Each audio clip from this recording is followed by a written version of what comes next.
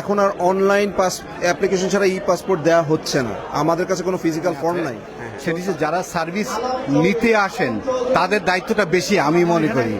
আশা করি সিস্টেমেটিক ভাবে চলতেছে। আমি আসলে মাত্র আসলাম, জানি না, দেখি কি করা যায়, কিভাবে হেল্প করা যায় আরো কারণ যদি সুন্দরভাবে।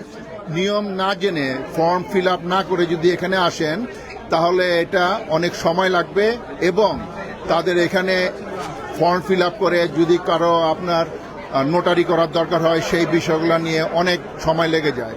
সুতরাং আমি অনুরোধ করব যারা নাকি এখানে সার্ভিস নিতে আসেন তারা যেন অলরেডি আপনার ওই এম্বাসি বা মায়ামি কনসুলেট অফিসের ওয়েবসাইটে যেন ওখানে যে কি সার্ভিস নেবেন সেটার যে ফর্ম ফিল আপ করে আসেন।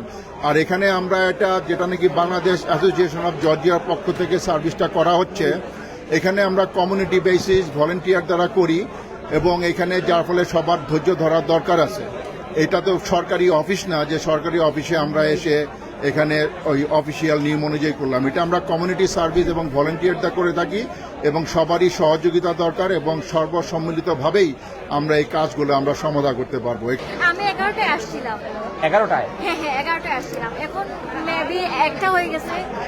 হ্যাঁ, বিগত 3 ঘন্টা ধরে। আমি বায়োমেট্রিকের জন্য আসছিলাম। কোথা থেকে আসছিলেন? পাসপোর্ট বায়োমেট্রিকের জন্য আসছিলাম সাউথ ক্যারোলিনা থেকে। সেটি যে যারা সার্ভিস নিতে আসেন তাদের দায়িত্বটা বেশি আমি মনে করি।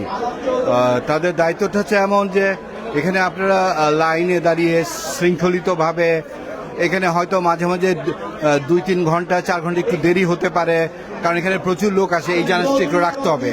বাট এখন পর্যন্ত আমি যেটি দেখতে পাচ্ছি এখানে প্রচুর লোক হয়েছে। কেউ কেউ একটু কমপ্লেন করছেন যে ঠিকঠাক মতো সার্ভিসটা হচ্ছে না, লাইন ঠিক হচ্ছে না। অ্যাট দি সেম টাইম অনেককে আমরা দেখেছি যে যারা খুবই ভালোভাবে খুশি মনে হ্যাপিভাবে এখানে যাচ্ছেন। আপনাদেরকে অনেক অনেক ধন্যবাদ যারা যারা সহযোগিতা করতেছেন, যারা এখানে এসছেন মায়ামি থেকে। আমি মাত্র আসলাম, আসলে আমি একটু নিজে অসুস্থ। আশা করি সিস্টেমেটিক ভাবে চলতেছে। আমি আসলে মাত্র আসলাম, জানি না, দেখি কি করা যায়, কিভাবে হেল্প করা যায় আরো সুন্দরভাবে সিস্টেমেটিক ভাবে করা যায়। আমরা আসলে সত্যি কথা বলতে সব পোস্টারেই আমরা লিঙ্ক দিয়ে দিছিলাম যে কার কোন ইনফরমেশন দরকার। মায়ামির ওয়েবসাইটে গেলে, বাংলাদেশ কনসুলেট জেনারেল অফ মায়ামিতে গেলেই ওনারা ইনফরমেশনগুলো পেয়ে যেত।